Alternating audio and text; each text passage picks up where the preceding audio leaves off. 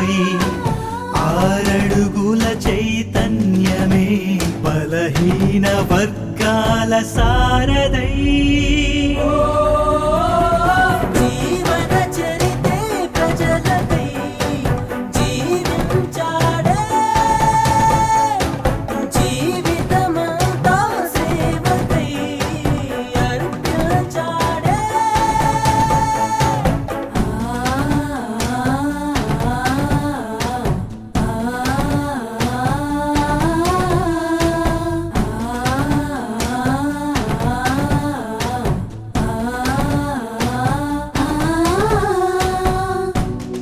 ఈరోజు సార్వత్రిక ఎన్నికల్లో టిఆర్ఎస్ పార్టీ నన్ను కరీంనగర్ ఎంపీగా పోటీ చేయమని ఆదేశించింది.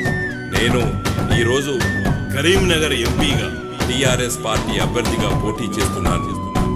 జనమును ప్రగతికై నడిపించే దాత నేలను కీర్తిగా మార్చే విధాత ఉత్తేజానికి ధీరుడై పచ్చటి త్రోవకు పథకుడై ఆలోచనలకు సూత్రమై బలమైన అడుగుల సాధనై జీవన చరితే ప్రజలకై జీవించాడే.